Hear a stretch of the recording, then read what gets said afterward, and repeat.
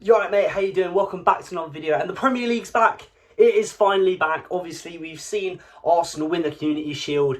What can they do? We have the opening game of the season. I am so looking forward to it. But Premier League predictions are back. We are going to be doing weekly predictions every single match week. Super excited. Let's see if my predictions this season are better than my predictions from last season. Let's get right into it. Arsenal versus Coventry.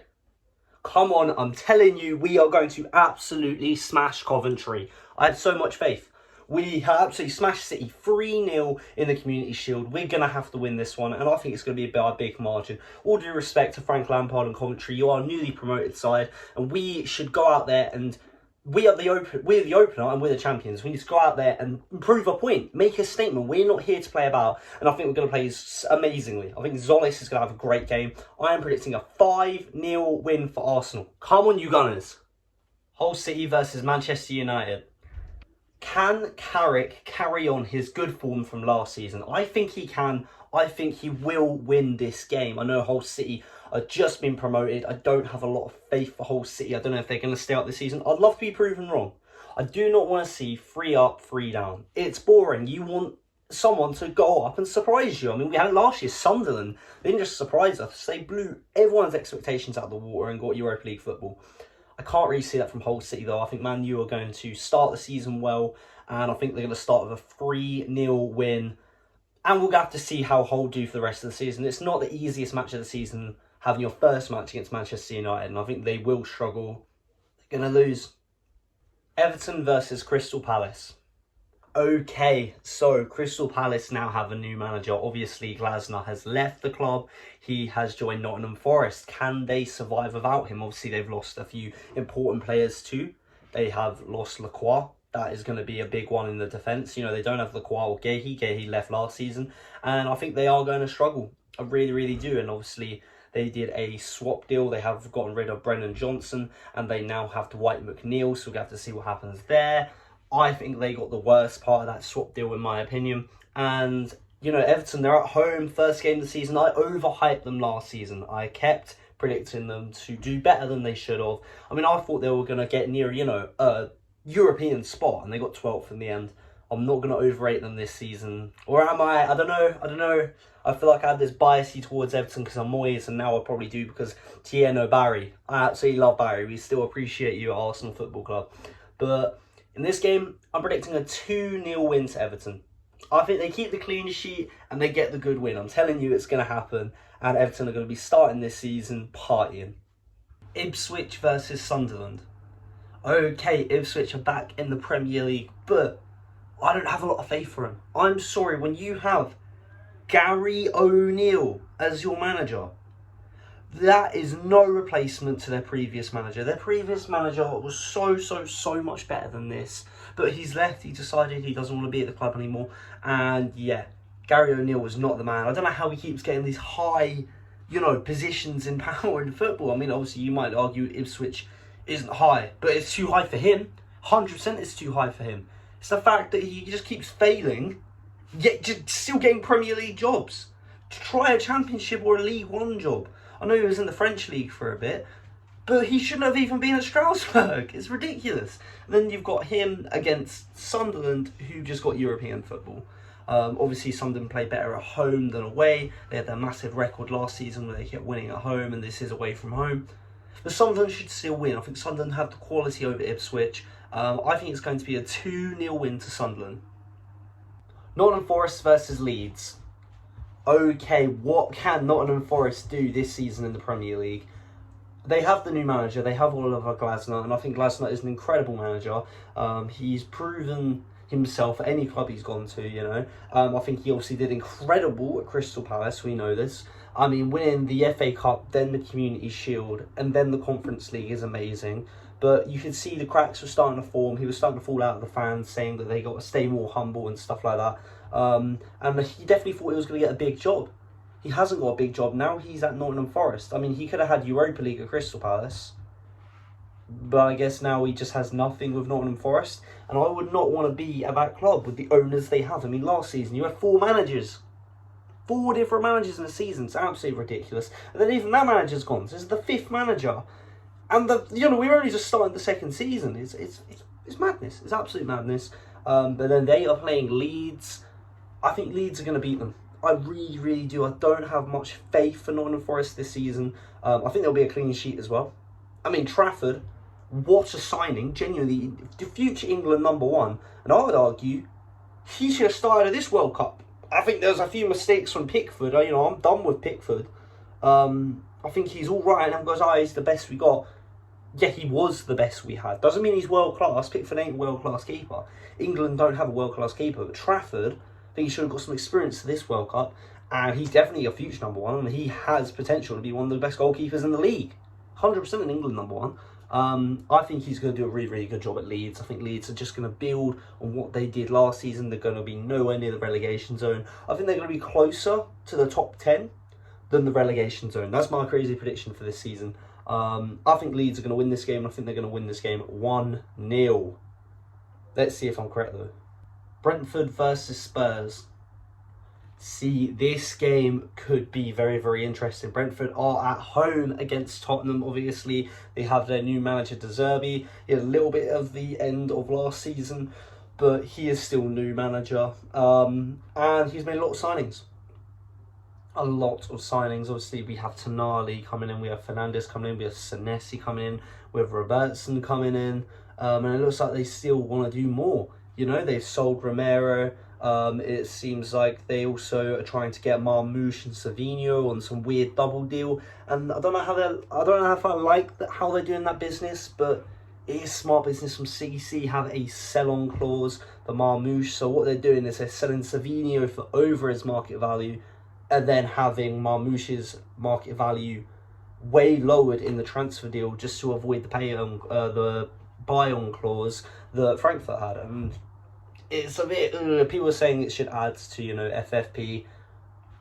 It's not, it's just really good business, unfortunately, and I hate to see it. The slimy, disgusting, Man City, I hate him. And Tottenham's helping them out. And Tottenham is helping City get away with these crazy madness deals. I hate him. And, I think it's going to be a good start to the season for me as an Arsenal fan, though. As I already said, I think we're going to win 5-0. I think Tottenham's going to lose. I think Tottenham's going to lose to Brentford. I think it'll be a close game, but I think Brentford will win this game 2-1. Come on, please smash Tottenham. Brighton versus Aston Villa. Okay, this should be a really, really good game. I think it's going to be one of the best games of the game week. Really looking forward to it. Brighton versus Aston Villa.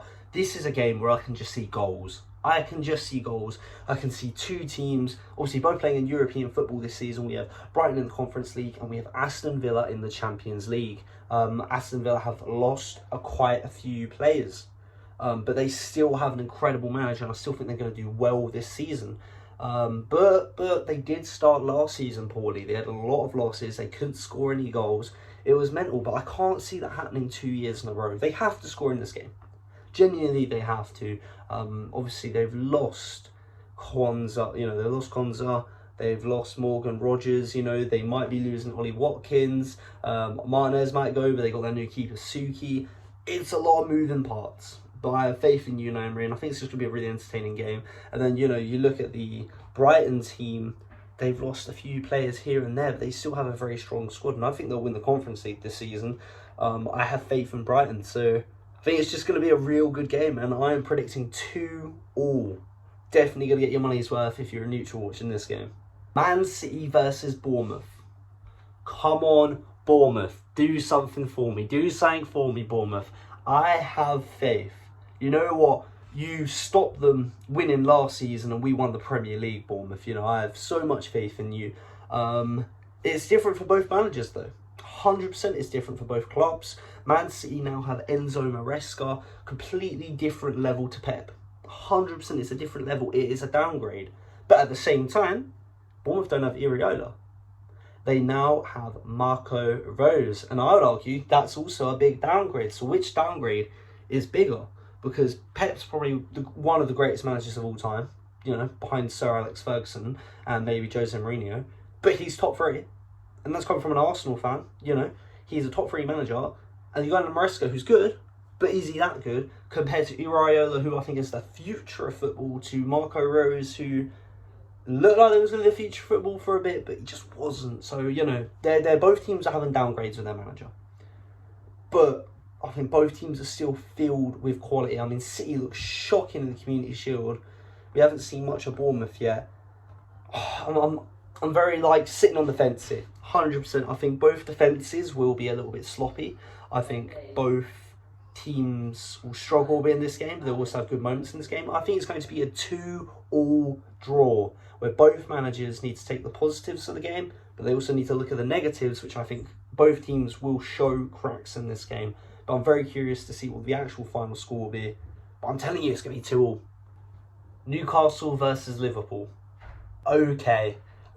In this game, both teams have a new manager as well. There's a lot of teams with new managers, you know, in this Premier League season. There's a lot of moving parts, which I think will only help Arsenal in the long run. But for this game, what do I think? Obviously, Eddie Howe has left Newcastle after a lot of players were being sold. It seemed like he was going to stay. However, you know, when you're looking at Tonali leaving, you're looking at Gordon leaving, you're looking at Bruno Guimaraes leaving for the mighty Arsenal. Isak went last season. So many players are leaving. He struggled to bring in the signings he wanted last season. It just felt like he had enough. And he's gone now. And people were saying, oh, we want Eddie Howe out. Well done, he's out now. Now you've got a manager from the Saudi League. Well done. A manager from the Saudi League. I have no faith for you. I have no faith for this manager. The only way Newcastle will have a good season is if he is sacked by Christmas. I'm telling you, he's going to be shocking. And Newcastle are definitely going to be on a downhill trajectory. Opposed to Liverpool, where obviously last season they didn't have a good season. You know, they were poor, but they still Champions League football on this slot, coming in 5th place. But they weren't very good. Okay, it doesn't take an idiot. You know, it doesn't take a genius even. It does not take a genius to tell you that Liverpool were shocking last season. They weren't good enough. And they made a lot of signings. They spent a lot of money. You know, Kirkes, Frimpong, Ekitike, Isak, Wirtz. This was a ridiculous amount of money to spend. And they were shocking. But now you have a new manager, and some of these players, can they start to perform? This is what I'm thinking. With Iraola, Isak coming back from injury. That is what I think will be big. I think this season we will see a completely new Alexander Isak. I think he's going to bag at least 15 goals in the Premier League. I think he's going to have a very, very good season. I think maybe Frimpong can have a better season. I'm still unsure about Wirtz. But let's just see, can a new manager bring some life into these players? I think Liverpool are going to have a very good start to the season. And I think by the end of the season, Liverpool could be a title contender. I don't think they will win the league. I think Arsenal win the league, and I think we're going to win the league by quite a bit. I think we are miles above every other team in the league right now. But I think, you know, it's going to be a transformation season. I don't think a title fight against Arsenal is a bad start for Iraola, and I think they'll start well to this season as well. I think it's going to be a 2-0 win to Liverpool. But let's see if I'm right. Let's see if Iraola can hit the ground running at Liverpool. Fulham versus Chelsea. Yet again, this is, I can't believe it. It seems like half the Premier League has a new manager. Fulham no longer have Marco Silva. They no longer have their manager. They now have the ex-Real Madrid manager, Arbeloa. I don't think he's going to do well. I think he's going to be shocking. I think he's going to be used to the luxury of having Real Madrid players. And it's not like he did exactly a very good job there. It seems like when he was there, people were just getting in UFC fights. People were just smashing each other and arguing constantly. I don't think he was a good manager. I don't think he can control a dressing room. And I don't think he's going to do good this season. I reckon he's sacked by the end of the season or sacked at the end of the season. Fulham might give him some time, which I don't think is the right choice. I don't think it's the right choice of manager for a Premier League club. And I hope it works out at Fulham, because I don't mind Fulham. I've got a mate who supports Fulham, and I always like talking to him about Fulham. But I don't think it's a good fit for you. I do not think it's a good fit for you. If you're a Fulham fan, comment down below and tell me what you think of this new appointment, but I don't see it. Against Chelsea, with, you know, arguably one of the best managers in the Premier League. Just saying. Like, he's probably top 3 or top 4 managers in the Premier League. Xabi Alonso. He's at Chelsea. It's mad. I thought he would join Liverpool. Him joining Chelsea is insane. They have no European football this season.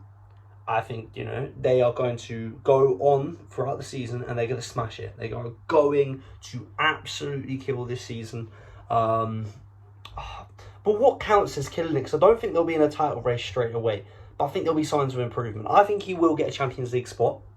I really, really do. And I think, you know, he's built a team and he's trying to bring experience into the team with Jordan Henderson, you know, Danny Welbeck. And I don't know, I've just got a feeling that if anyone can do it, it's Xabi Alonso. Because you got to remember, he was Bayern Leverkusen when they were 17th. Season after, goes invincible, wins their version of the FA Cup, the DFK Pokal, you know, whatever it is, the German Cup, and nearly got a treble, but they lost to an incredible Atalanta in the final. They nearly won the Europa League, the German FA Cup, and the German League going invincible. They hadn't lost for like 50 plus matches. They went to Real Madrid and it didn't work out. Yeah, a lot of managers can go to Real Madrid and it doesn't work out. Have you seen the egos at that club? Okay, have you seen it? It's absolutely ridiculous.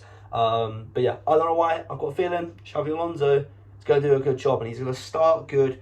I think there's going to be a few issues and he's going to have to kind of paper over the cracks, you know, and find the issues early on in the season. So I do think they'll win this game, but I think they're only going to win 2-1. I think he's going to have enough to win it, but there may be an error in the defence. Maybe the attack starts the first half a little bit sluggish, but I do reckon Chelsea have enough to win this with the new manager bounce.